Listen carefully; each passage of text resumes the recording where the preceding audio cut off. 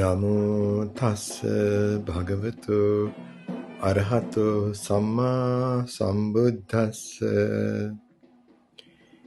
ඒ භාග්‍යවතු අරිහත්තු සම්මා සම්බුදු රජාණන් වහන්සේට මාගේ මේ නමස්කාරය වේවා.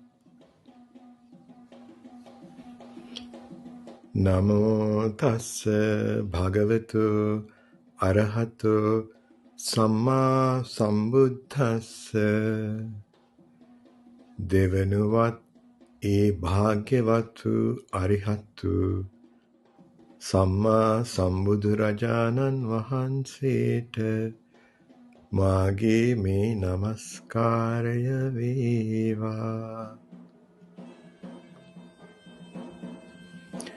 නමෝ තස්ස භගවතු අරහතෝ සම්මා සම්බුද්දස්ස දෙවනුවත් ඒ භාග්‍යවතු අරිහත්තු සම්මා සම්බුදුරජාණන් වහන්සේට මාගේ මේ නමස්කාරය වේවා. බුද්ධං සරණං ගච්ඡාමි ධම්මං සරණං ගච්ඡාමි සංඝං සරණං ගච්ඡාමි ဒုတိယံ පි බුද්ධං සරණං ගච්ඡාමි ဒုတိယံ පි ධම්මං සරණං ගච්ඡාමි ဒုတိယံ පි සංඝං සරණං ගච්ඡාමි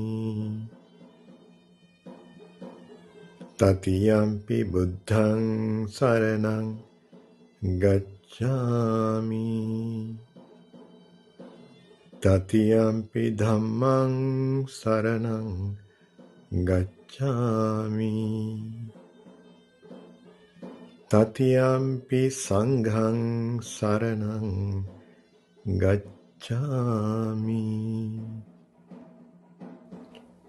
පාණාතිපාතා වේරමණී සික්ඛාපදං සමාදියාමි อทินนาดานาเวรมณีสิกขาปดังสมาธิยามิกาเมสุมิจฉาจาราเวรมณีสิกขาปดังสมาธิยามิมุสาวาทาเวรมณีสิกขาปดังสมาธิยามิสุราเมรยมัจจปมาดัฏฐานาเวรมณีสิกขาปดังสมาธิยามิสาธุสาธุสาธุ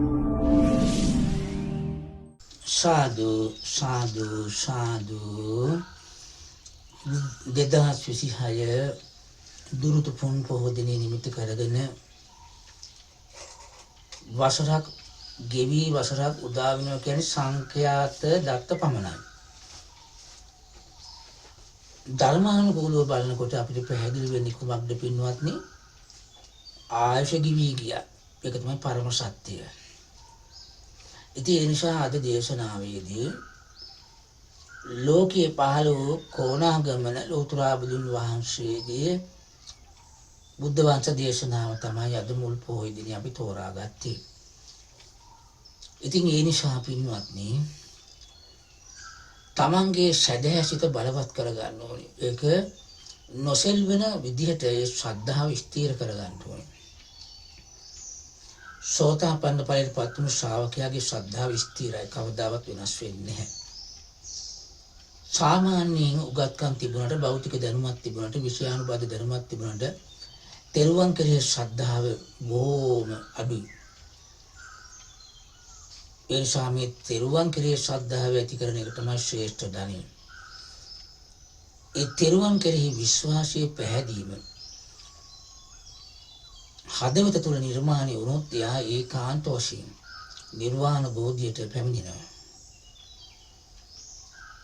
එම නිසා පින්වත්නි මේ බුද්ධ වංශ දේශනාව තුළ මහා බෝසතාණන් වහන්සේලා බුද්ධත්වයට සඳහා පෙරම් පුරන්න ගත්ත ඒ වීරය, ඒ දසපාරමිතා ධර්මතාවයන් නුවණින් මෙනෙහි කරන්න මහත් වූ විදිහේ බලවත් ශ්‍රද්ධාවක්, වීරයක්, තථාගත බෝධිය කෙරෙහි අප්‍රමාණ ගෞරවයක් තම හදවත් තුළ නිර්මාණය වෙනවා.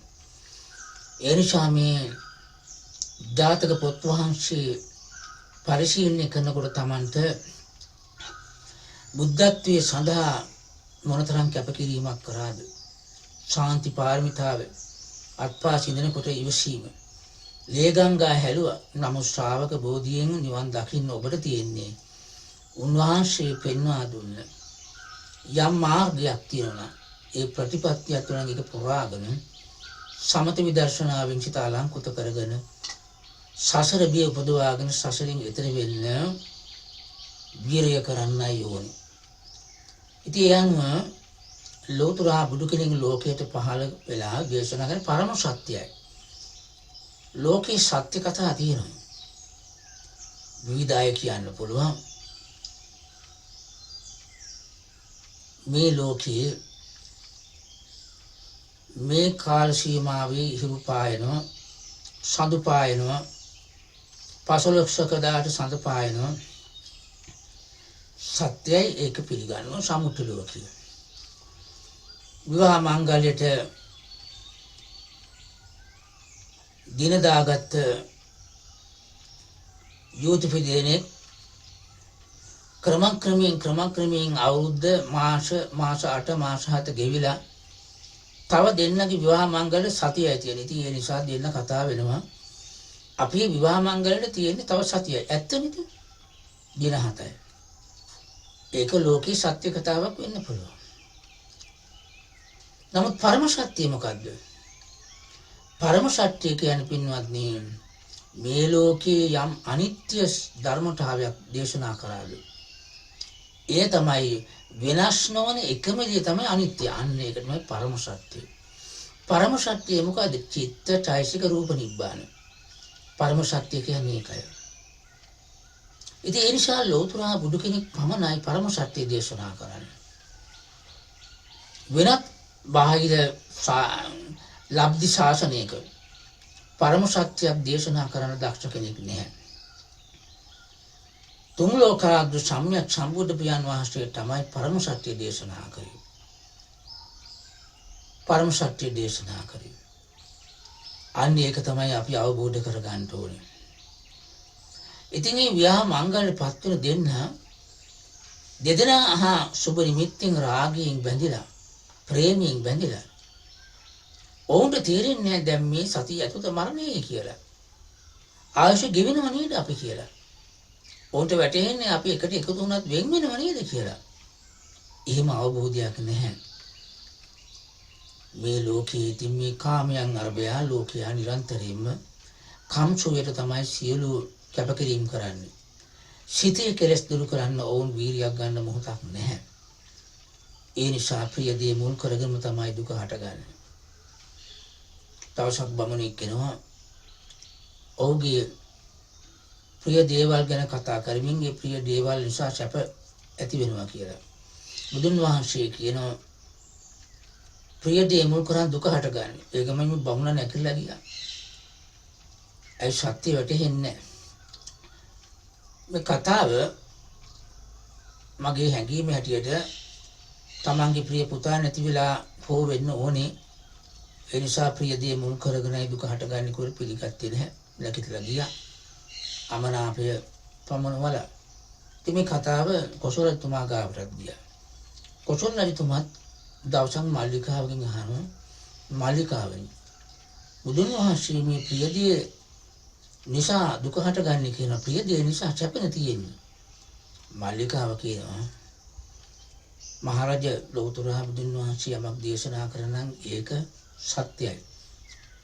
සමහර වෙලාවට කොසලතුමත් කියනවා මල්ලිකාවට ඔය හැමදේම ඉතින් බුදුන් වහන්සේ කියන දේමනේ පිළිගන්නේ. ඒක මම මල්ලිකා විසව මේක රජතුමාට අවබෝධ කරගන්න උපක්‍රමශීලව කටයුතු කරනවා. ඒ අනුව දැන් මල්ලිකාව අහනවා මහරජ ඔබ කාටද ප්‍රිය? මම ඔබ මට ප්‍රියද? ඔව් ප්‍රියයි. දැන් මේ ප්‍රියදී නිසා ඔබ සැපයි කියනවා. ප්‍රියදී සැපයි කියනවා. හොඳයි.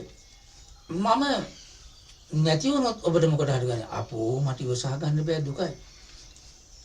එහෙනම් දැන් තියෙන්නේ ඊට මහරජ බුදුන් වහන්සේ දේශනා කරපු දේ පරම සත්‍යයක් කියලා. ප්‍රියදී මුල් කරගෙන දුක හටගන්නේ. ඉතින් මිනිස්සු මේ හැම මොහොතකම දුක් දුම්නාසයෙන් පිරී ජීවිතයයි.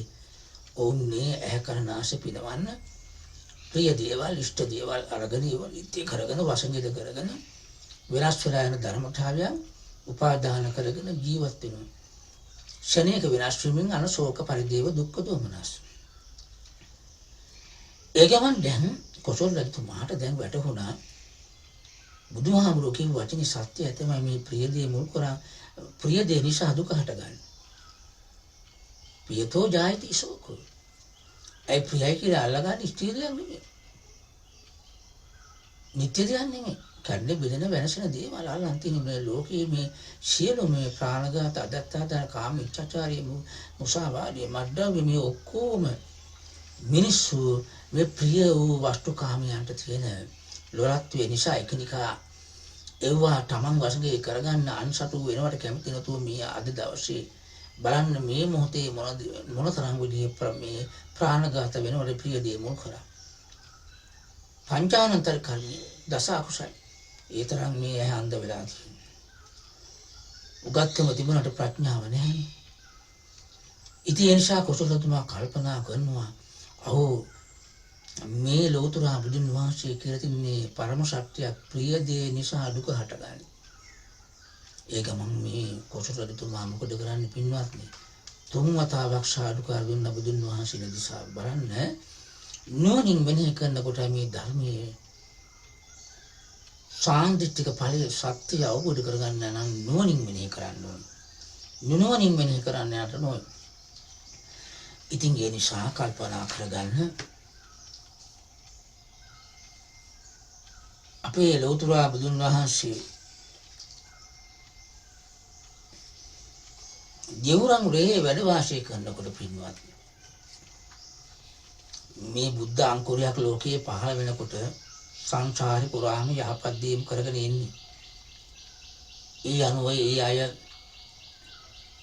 බෝසතන් වහන්සේ සමග අවවාද අනුශාසන අහලා ඒ හිටපු පිරිස තමයි බුද්ධත්වයේදී ශ්‍රාවක පිරිස වෙන්නේ. ඒ තරම් ඒ බෝසත් වචනීය බොහෝම ගෞරවයෙන් අසා පිළිවෙත් පුරාගෙන ඉන්න පිරිසක්. දැන් යහපත් වචනීය අහන්නේ යහපත් ක්‍රියා යහපත් පුද්ගලයෙක් සමාජයේ ඉන්නව නම් යාට නින්දා අපහාස අවමාන කරන ලෝකයක්.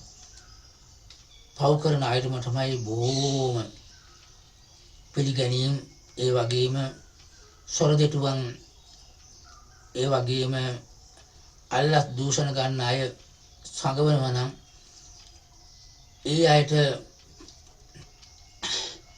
විරුද්ධව කටයුතු කරන්නේ නැත්නම් අන්න ඒ විදිහේ අය තමයි අද සමාජයේ වැදගත් අය කියලා හිතන්නේ. ප්‍රභූ කියලා හිතන්නේ. නමුත් මොනවා කරත් කර්මයෙන් බේරෙන්න බෑ. නමුත් මහා බෝසතන් වහන්සේලාගේ ඒ ජීවිත කතාව ගන්නකොට උන්වහන්සේලා තමන් වහන්සේ සමග පිරිස හික්මවලා තියෙනවා බොහොම ධාර්මිකව. ඉතින් ඒ නිසා දිනක් සවැත්නුවර දෙවුරම් වෙහෙර බුදුන් වහන්සේ වැඩි වෙන කාලේ භික්ෂුන් වහන්සේලා ධම්සභා මණ්ඩපේ කතා වෙනවා ලෝතර බුදුන් වහන්සේ නමක් ලෝකට පහළ වීමෙන් යහපතම සිදු කරන්නේ. මෙලොව පරලොව දෙලොව පමණක් නෙමේ නිර්වාණ ධර්මයටම ලෝකයාව යොමු කරන තවත් උත්තමයන් වහන්සේ නමක් ලෝකයේ නැහැ. ලෝතර බුද්ධ රත්නයක්මයි බුදුන් වහන්සේ පිළිබඳ කල්යාණ කීර්තිරාවේ පිළිබඳ වර්ණනා කරමින් විසුණු වහන්සේලා ඉන්නවා. බුදුන් වහන්සේ මේ කතාව අතර පැමිණියා. නුඹලා කුමන කතාවක ඉන්නවද ස්වාමීනි? අපි මේ ලෝතර බුදුන් වහන්සේ මේ ලෝට කරන යහපත පිළිබඳ අපි මේ කතා කර කර හිටියේ. මහණී දැන් පමණක් නෙමේ පෙරස් බෝසත් කලත් ලොවට යහපත සිදු කළායි කියලා මේ ජාතකයේ දේශනා කරන දුම්මේද ජාතකයේ. ඇයි අපි මේවා කියා දෙන්නේ? අද හැදෙන දරුවන්ට තමන්ගේ ජීවිතය බෝසත් චරිතයකට නිර්මාණය කරගෙන ජාතක පොත බලන්නේ. ක්ලාස් යනවා ශිෂ්‍යත්ව ආරෝමව ඒ 8ක් ඒ 10ක් ගන්න ඒ 3ක් ගන්න. ඉතින් මේ ඇරෙන්න අඩු වශයෙන් ඒ ඇත්තාගේ පරලෝකයේ සුගතිරවත් වෙන යහපත අයහපත ගැන දෙමාපියෝ කියන්නේ නැහැ. තරංගයක්මයි තියෙන්නේ. අද බලන්න මේ උගත් සමාජයේ කියලා ශිල්පීය දැනුමක් තිබුණට අද තෙරුවන් කෙරෙහි ශ්‍රද්ධාව නැහැ. මෙලොව පරලොව දෙලොව පිළිගන්නේ නැහැ. කර්මඵල විශ්වාසය නැහැ. සසර බිය දකින්නේ නැහැ. මුදල් මත ඕනම නරක වැඩක් කරන්න බියක් නැති, ලැජ්ජාවක් නැති, විනයක් නැති රටක් බවට පත් වෙලා තියෙනවා. බලන්න මිනිසා ගත්ත මිනිස් ජීවිතයෙන් දැන් මිනිහා මොකද්ද කරගත්තේ කියලා සතර අපායේ මහගෙදර කරන් තියෙනවා. ඉතින් ඒ නිසා ලෝතර බුද්ධ රාජ්‍යයක් පතන මහා ශ්‍රේෂ්ඨ උත්තමයෝ පාරමිතා පුරලා තියෙන හැටි බලන්නකෝ. ඒ පිරිසත්වයේ අවවාදී පිළිටාගෙන දිවි හිමිතෙක් සිල්වත් ගුණවත් ජීවත් වෙලා බුදු වෙන අන්තිම ආත්මභාවයේ මහා බෝසත් වහන්සේ මෞකුසව පිළිස්න ගන්න මොහොතේ ඒ ඇත්තොත් දිව්‍ය ලෝකවල බ්‍රහ්ම ලෝකවල ආශු ගෙවිලා අන්න පින්වත් මේ ශාක්‍ය වංශය පිළිලා තියෙනවා. කෝලිය වංශය. ඉතින් මේ විදිහට අය ඇවිල්ලා පිළිලා සංසාර දුකින් නිවා ගත්තා. ඉතින් මහණෙනි අද පමණක් මේ ලෝකයට යහපත කරේ පෙරත් බෝසත් කල සිදු වුණා කියලා අතීත කතාව කියනවා. පෙර බරණැස මහරජතුමාට පුතෙක් වුණා. ඔහුට බ්‍රහ්මදත්තයයි නම් ලැබුවා. තරුණ වයසේදී තක්ෂලාවට ගොස් ශිල්ප ශාස්ත්‍රය ඉගෙන ගත්තා. ඒ ශිල්ප ශාස්ත්‍රය ඉගෙන ගන්නකොට බොහොම විසාපක් මොක් ආචාර්යයන්ටත් හොඳට වත් පිළිවෙත් කරනවා. ගුණදහම් පුරනවා. ඉතින් නිසි වයස් කල පියරජතුමා යුවරජකම පැවරුවා. ඉතින් ඒ නිසා ඒ සාමියේ බරණැස්ය මිනිසු දෙවියන් අදහනවා. බොහෝ එළු බැටළු කුකුළු ඌරන් ආදී සතුන් මරා උන්ගේ මසින් ලේන් බිලිපදින ඔන්න බලන්න. ලේන් තමයි දෙවියන් පුදන්නේ. අදත් කොච්චර මේ මිත්‍යා දෘෂ්ටි ලබ්ධි අද මොනතරම් තියෙනවද? තම අම්මා තාත්තා සලකන්නේ දෙවියන් පුදනවා. වට්ටිද පළතුරු වට්ටිද ජාඥාද මේ තමන්ගේ දෙමාපියෝ මේ තමන් හැදුවේ වැඩිවේ. ඒවා පසක තබලා මිත්‍යා ඇදිලි වල ආස්වාදී බැඳිලා බොහෝ බෞද්ධ අබෞද්ධ අය යදින ක්‍රමවේදයක් දැන් තියෙනවා. ඉතින් ඒ නිසා එදත් ආන්ගේ වාගේ බිලි පූජා කරනවා. මේ දුටු බ්‍රහ්මදත්ත රජතුමා යුවරජ මේ අධර්මයේ නවතාලන්නට උත්සාහයක් කරනවා. උපායක් බලන්න පින්වත්නි මහා බෝසත් වහන්සේලා මොනතරම් යහපතක් කරනවද? උපායක් යොදනවා. දිනක හරියේ නැගලා මිනිසුන් බිලියන් පුදන ගසක් වෙත ගියා. මිනිස්සු බිලි පූජා කරන ගහක් ගාවට ගියා. ගොස් එහි රැස්ව සිටියන් බලා සිටියෙද්දීම අන්න රැස් වෙලා ඉන්න අය බලා සිටියෙම රියෙන් බැහැලා ගස ළඟට ගොස් සුවඳින් මලින් පුදා දිය ඉහලා ගස පැදිකුණු කොට වැන්දිය. ඉබ්බිතිලිය නැග පෙරලා මාලිගාවටම ගියේ. මම උපක්‍රමයක් යොදන්න. ඉන්පසුදා හේ අතරතුර එහි ගොස් මේ න්‍යායෙන්ම පුද පවත්වා එන්නේ. රජතුමා පසු කාලයක පිය රජු ඇවෑමෙන් ඒ රජ බව ලබා දෙහැමින් රාජ්‍ය කරන්නේ. පෙර තමා සිටු දෑ සිදු කරන්නට කාලය පැමිණී යයි සිටිය. සිතා ඇමතියන් හා බමුණන් ගෘහපතියන් ආදී රැස් කරවලා ඔවුන් අමතර කියනවා දැන් මේ රජතුමා මා රාජ්‍ය කරන මම රජ්‍ය ලද්දේ කෙසේදයි තොපි දන්නවද කියලා ඇහුවා. නොදන්නොමි කිව්වා. මා අසවල් නුගරුක වෙත ගොස් සුවඳින් මලින් පුදා දෝත් මුදුන් තබා වඳින්නා තිපි දැක්කද කියලා ඇහුවා. එසේ දේවයන් වහන්සේ අපි දැක්කා. රාජ්‍ය ලැබුත් මම මේ මොකද කරේ රාජ්‍ය මට ලැබුණොත් බිලියමක් කරන්නේ මේ බාහිර වුණා මම බිලියක්. බලන්න ඔබ අහන්නකො දැන් මේ බිලිය මොකක්ද කියලා. මම ඒ දේවතානුභාවයෙන් රාජ්‍ය ලැබුණි. මම මේ දේවතාවෙන් ආනුභාව රජය ලැබුණි. දැන් මේ බාහිර උපකරණයි මම යන්නේ. තෙපි වහා ඒට අවශ්‍ය දේ සපයවර අන්න අර ඇමතියන්ට කිව්වා. දේවයන්වහන්සේ මොනවද අවශ්‍ය දේවල්? මගේ රටේ පස්පව් දසකුසල් කරන්නන් මරා අන්න බලන්න. උන්ගේ බඩවැද්ද මස්ලේ ආදීදගෙන බිලියම් කරන්නේ මම බාර වුණා. බලන්න උපක්‍රමශීලී භාවය. මේ රටේ පස්පව් කරන දසකුසල් කරන ඔවුන් මරා උන්ගේ බඩවැද්ද මස්ලේ ආදීද අර බිලි පූජාවට කරන්න මම බාර වුණා. එබැවින් තෙපි අපේ රජ මහා රජකම ලදොත් මේ රටේ සියලු දුස්සීලයන් මරලා බිලි පුදන්නේ මේ යුව රජ කල දිව්‍යයන්ට බාර වෙලා තියෙනවා. දැන් පස්පව් දස අකුසල් කරන දුස්සීලුන් දහසක් මරවා උන්ගේ හදවත් ආදිය ගෙනවාගෙන දේවතාවන්ට බාහිර උපකරණට කැමැතිව සිටි. ඒ බව නුවර වැසියෝ දැනගනිත්වයි මෙසි අනබෙර හසුරුවයි කිය. අන්න රජතුමා කියනවා මෙසි අනබෙර ගහන්න. ඇමතිවරු රජ අන කළ පරිදිම අනබෙර යහුව. ඒ අසා රටවැස්සෝ තැතිගත්තා. අන්න දුස්සීලයෝ කම් කරන්න බිය වූ අන්න දුස්සීලකම් කරන්න බය වුණා. මුළු රටම පස්පවින් දස අකුසල් වලින් වැළකුණා පින්වන්. ඒ රජය කරන තා කිසිවෙක්ම දුසිල්ලු නෑ. බලන්නකො පින්වත්නි. දැන් මේ බුද්ධ රාජ්‍යයක් තුල මොන තරම් දුසිල්වත්ද මේ බුද්ධ රාජ්‍යය. බලන්න එදා බලන්න බෝසත් චරිතයකදී මොන තරම් විදිහට උපක්‍රමශීලීව රජතුමා කරපු ඒ බිලිපුදීම මුල් කරගෙන මිනිස්සු මොන තරම් බිය වෙලා ඒ දුස්සීලකම් නතර කළා සිල්වත් වුණා. බලන්න මොන තරම් ආදර්ශයක්ද. අද මේව ළමයි කියවන්නේ බලන්නේ මුළු රටම පස්පවින් දස අකුසලින් වැළකුණා පින්වත්නි. ඒ රාජ්‍ය කරන තාක් දුසිල්වත් කෙනෙක් නැහැ.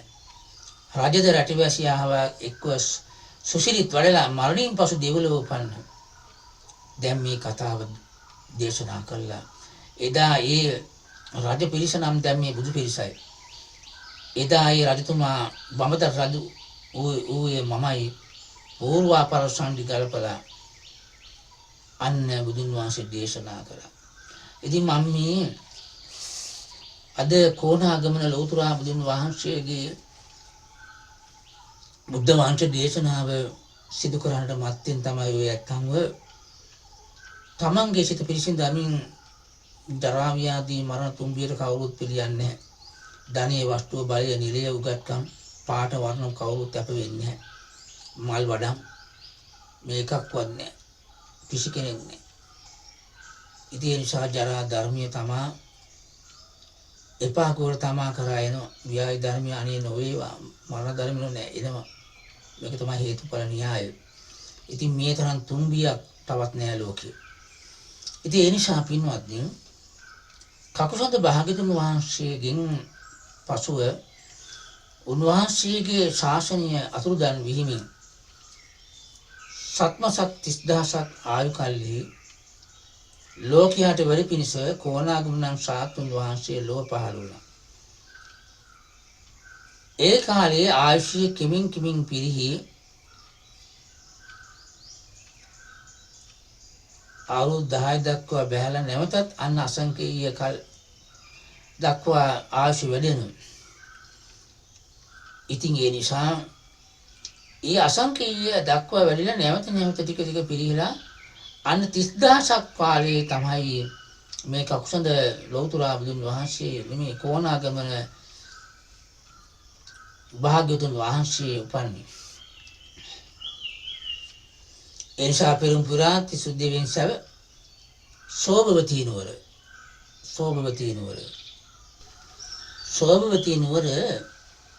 පඤ්ඤදත්ත බ්‍රාහ්මණයාගේ භාර්යාව වූ රූපාදී ගුණයෙන් අගතැන්පත් වූ උත්තරානම් බ්‍රහ්මණ්‍ය කුස පිරිසිඳ ගත්තා. දසමසක් ඇවෑමෙන් රන් වරුෂාවක්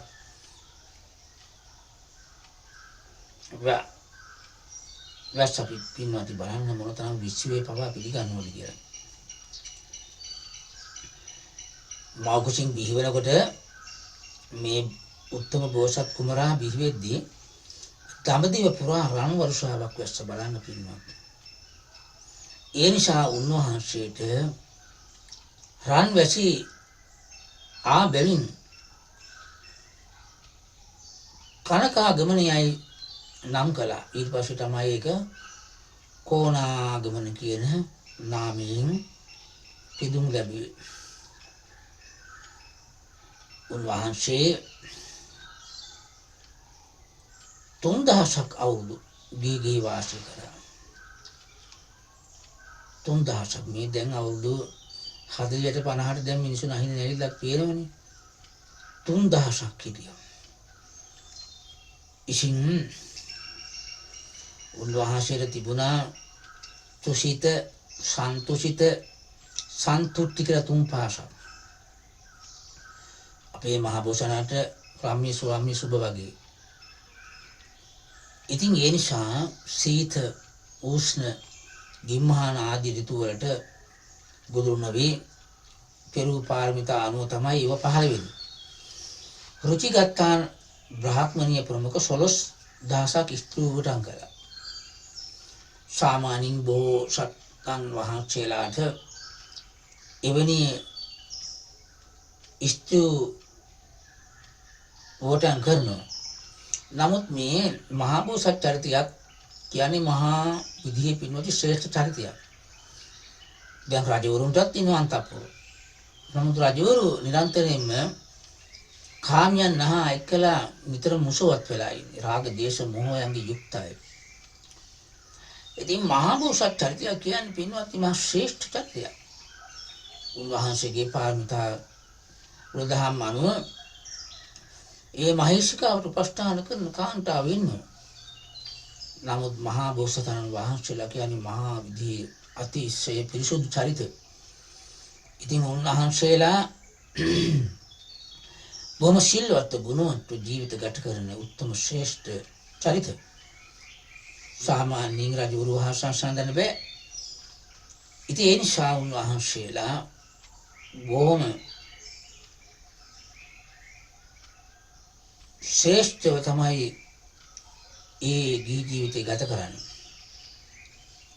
එමෙන්න අතරතුර සතර පිරිමි දැකීමෙන් ජීවිතයේ ස්වභාවය තේරුම් ගත්ත බෝසත්න් වහන්සේ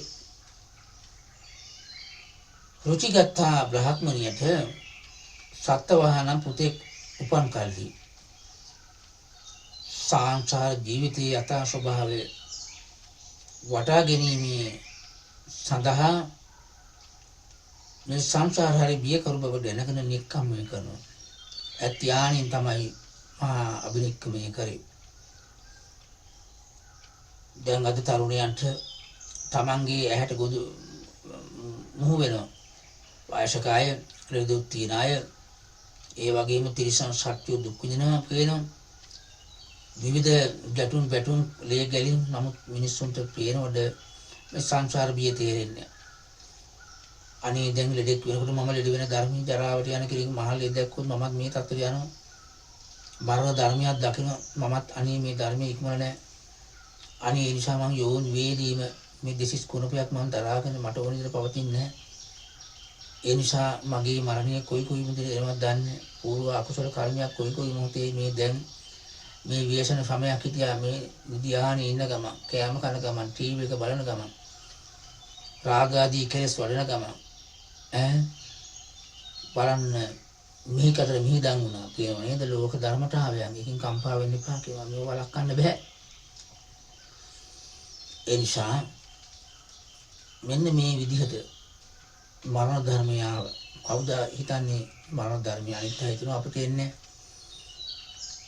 නමුත් ලෝකයේ කර්මානුරූපව පින්වත් මරණ ධර්මය කොයි මොහොතේවත් දන්නේ නැහැ ඒ නිසා ජීවිතං අනියතං මරණං නියතං නිරන්තරයෙන් මරණ සතිය වඩන එක නම් තමයි සිත පිරිසුදු කරගන්නේ. ඇයි අනේන ගමන මේ මොහොත කෙලස් වලින් බරිත වෙච්ච ගමන් මරණය ආවොත් අන්න පින්වත්නි ඒ මරණය ලාමක වෙන්න පුළුවන්. ඉතින් මේ ආයුරින්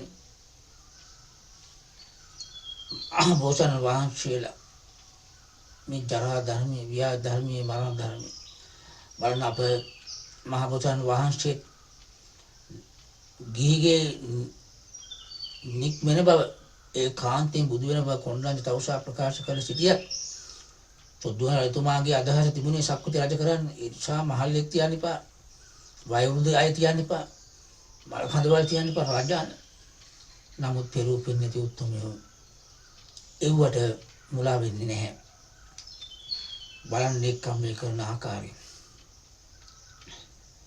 අද තරුණයෙකුට එක දවසක් රාත්‍රියක් ඉන්න අනේ සිටිවිල්ලක් පහළ වෙලා ඒ තරම් කාමයන් මුල් කරගෙන සීමුජ්ජා වෙලා උමුතු වෙලා මහා විදිහේ අසහනකාරී ජීවිතයක් තමයි ගෙවන්නේ. එක මොහොතක සංසිඳීමක් සතුටක් සැනසෙල්ලක් සැහැල්ලුවක් නැහැ. ගිහි පැවිදි බොහෝ දෙනා මායාවේ තොණ්ඩුවේ ඉන්නේ. මායාවේ වසඟේ. ඉතින් මේ අයුරින් සතරපිරින් නිමිති දැකීමෙන් මහා අභිනික්කම කරා බලන් 30000ක් පුරුෂයෝ උන්වහන්සේ පසුපස ගියා කියනවා බලන්න මහා පින් ඇති අය ඒ නිසා උන් පිරිවෙන ලද උන්වහන්සේ ප්‍රදං වීරිය වඩලා වෙසක් පුන් පොහෝ දිනය අග්ගිශෝන බ්‍රාහ්මණයාගේ දේනිය දුන් මී කිරිබතක් වළඳලා කිහිරි වෙනේ දිවා විහාරේ කොට සවස් කල තින්දුක නම් යවපල්ලා දුන් අට තනමිතිගෙන පුණ්ඩරීක බෝධිහි ඒ අතුරලා උන්වහන්සේ ඒ උතුම් බෝධිය සඳහා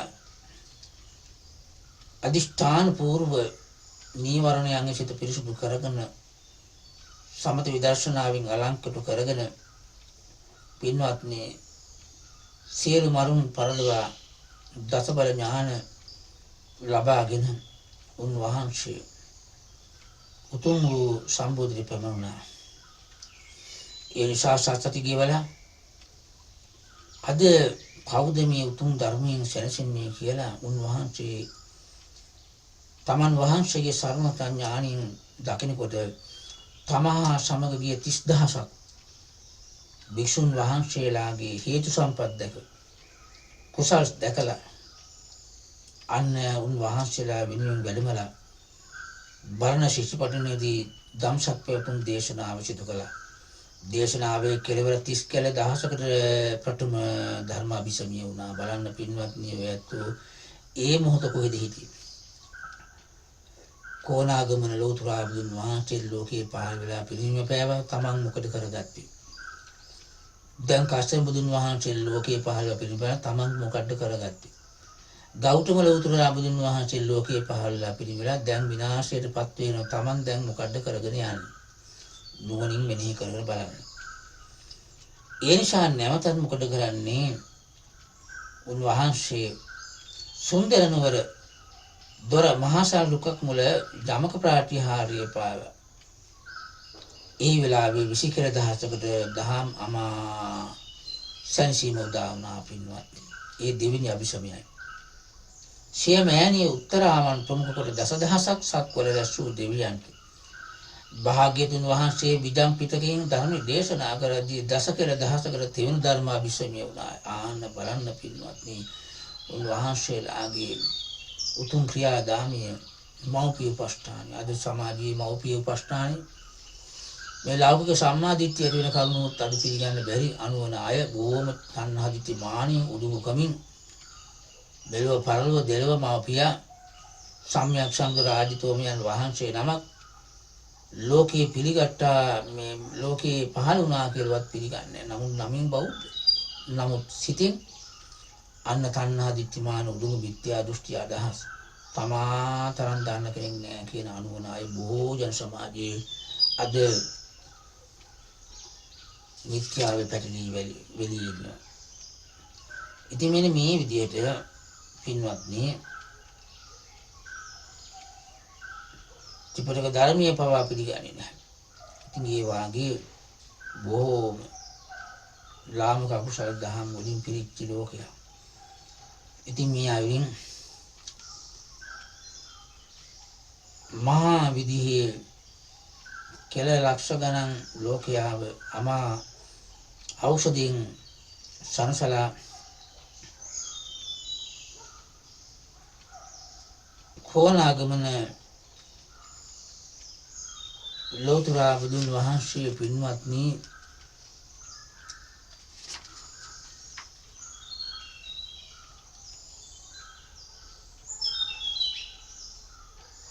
යමා මහ පෙරහැර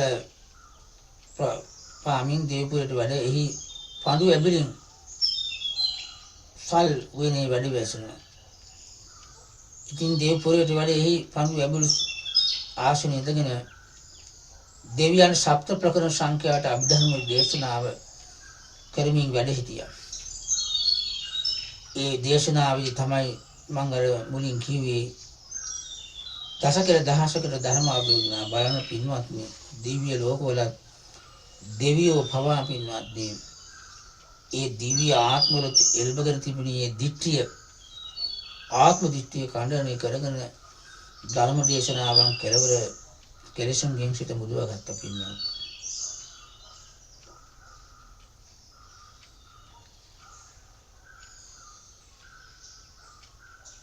ඒ වන්ව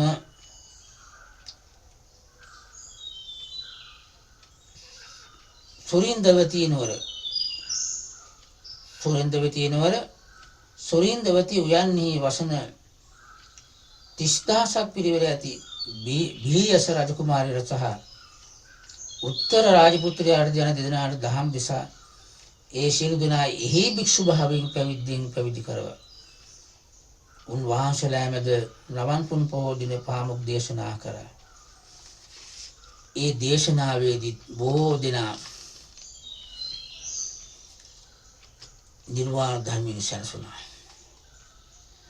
දැන් එකල අප මහ බෝසත්ණන් වහන්සේ කවුරුවත් සිටියේ.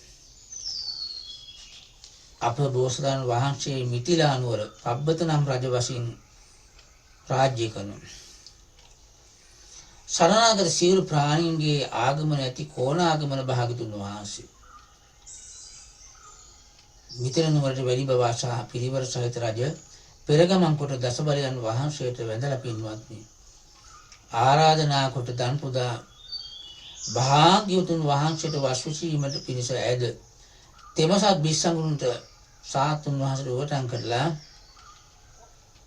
පත්තුන්න චීන පටකම්බල කෝසෙය දුහුල් කපුව ආදී මහෑංගී සින්දු වස්ත්‍ර රන්මිදි වැඩිද අනිකුත් බොහෝ පිළිකරද පූජා කරා. ඒ භාග්‍යවතුන් වහන්සේ දෙතුමාට මේ බඩ කල්පෙම ගෞතම නමින් බුදුවන්නේ ප්‍රකාශ කළා. ඒ භාග්‍යවතුන් වහන්සේගේ විවරණ අසා මහා පුරුෂ ශ්‍රේෂ්ඨයෝ මහා රාජ්‍යයන් පරිත්‍යාග කොට උන්වහන්සේ වෙතම පැවිදි වුණා. බලන්න පැවිදි වුණා. අද බලන්න පැවිදි වෙන්න කියන සිතක් තියා එක රාජ්‍යයක් විවේක සුවයෙන් වංශනකක මේ හිත වඩන්න කාටද සිතක් බලවත් වෙන්නේ. ඉතින් මේ විදිහට සාතුන් වහන්සේ ලෝක සේවාව සිදු කරා පින්වත්නි. එසේ වෙන දීලා තමන් වහන්සේගේ නගරය තමයි සෝභවතී නගරය. ජඤ්ඤදත්ත නම් බ්‍රාහ්මණ තමයි පියාණෝනි. උත්තරානම් බැමිණිය තමයි මෑණියන් වහන්සේ වුණා. බලන්න බෝසත් මාතාවක් බෝසත් පියකයන්ට මොනතරම් පහළිතා පුරා ඉන්නවා. බිහියස උත්තර දෙනා තමයි අග්‍ර ශ්‍රාවකවනේ. උත්තරානම් බැමිණිය මේ බිහියස උත්තර දෙන තමයි අග්‍ර ශ්‍රාවකයෝනේ. උපස්ථායක සොත්තිය නම් ඉස්තුවයන් වහන්සේ. සමුද්දා උත්තරාදයෙන් තමයි අග්‍ර ශ්‍රාවිකාව. උදුම්බරා වෘක්ෂය තමයි පින්වත්නි බෝධිය වුණේ. ශරීර 30 යන උසයි. ආයුෂ 30000ක් තිබුණා.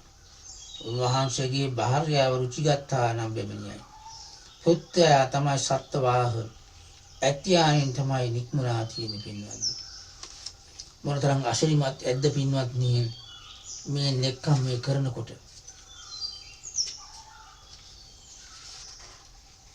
මෙසේ තමන් වහන්සේ අන්න රන්වසිත එක්ක ආපුසා තමයි කෝණාගමන කියන්නේ. ඒ ආපු ගමනේදී ලෝක සත්‍ය කෙරෙහිම තමන් වහන්සේගේ ජීවිතය කැප කරලා මහා සත්වයන් කෙරලක්ෂ ගණන් සංසාර දුකින් නිදහස් වෙන්න උන්වහන්සේ අප වුණා ධර්ම දේශනා කළා.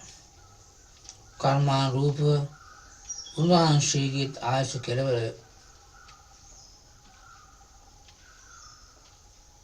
අනුපතිශේෂ නිර්වාණ ධාතුවෙන් සියලු ආශ්‍රයයන් රහිත වූ ශ්‍රේෂ්ඨ උත්තම ගුණයෙන් යුක්ත වූ කෝණාගමන භාග්‍යවතුන් වහන්සේ පින්වන් පාවදාලසේක පින්වත්නි.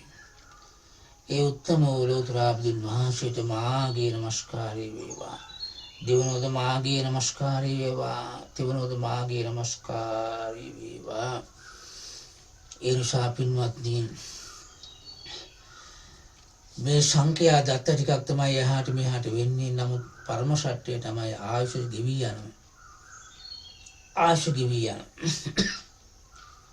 කුමන අකුසල කර්ම විපාකයෙන් තමන්ගේ ජීවිතය කෙරවර වේ දන්නේ. ආයුක්කේ මරණය, කම්මක්කේ මරණය, උභයක්කේ මරණය, පච්ඡේදක මරණය. ඉතින් මේ මරණයට කැප වෙලා නමුත් ඔබ ඒ ගැන මෙනෙහි කරන්නේ. ඉතින් ඒ නිසා මේ බුද්ධ වංශ දේශනාව වාසමින් අප්‍රමාදව වීර්ය කරමින් මේ මොහොත මරණය එන්න පුළුවන් මේ මොහොත හිත දවේශීනී කරමින් සතර සතිපට්ඨානෙම තමන්ගේ ජීවිතයේ ආභරණීය කරගෙන සෙවණැල්ල කරගෙන ධ්‍යාන මගඵල නිර්වාණ ධර්මයේ ප්‍රත්‍යක්ෂ කරන්න මේ හැම දිනාටම ශක්තිය ධෛර්ය වාසනාව ලැබේවා කියලා ප්‍රාර්ථනා කරලා ආකාශට්ටා චුම්මට්ටා දේවා නාග මහිද්దికා පුඤ්ඤන්තං අනුමෝදිත්වා චිරන් රැක්කන්තු ශාසනං ආකාශට්ටා චුම්මට්ටා දේවා නාග මහිද්దికා පුඤ්ඤන්තං අනුමෝදිත්වා චිරන් රැක්කන්තු දේශනං ආකාශට්ටා චුම්මට්ටා දේවා නාග මහිද්దికා පුඤ්ඤන්තං අනුමෝදිත්වා චිරන් රැක්කන්තු මම් පරන්ති. ඉදම්මේ පුඤ්ඤ කම්මං ආසවක්ඛ්‍යා වහං හෝතු සබ්බ දුක්ඛා පමුඤ්චතු. අද දවසේ මේ උතුම් ධර්ම දේශනාව සඳහා කාර්මික ශිල්පයෙන් අනුග්‍රහ කරන දේශත් ඒ පුටාටත් හැම දිනාටම ආරි සත්‍යං ආબોධ කරගන්නට මේ පින්කමේ බලය පිහිටාවා කියලා අපි ආශිර්වාද කරනවා. සමට තෙරුවන් සරණ වේවා. සුවපත් වේවා.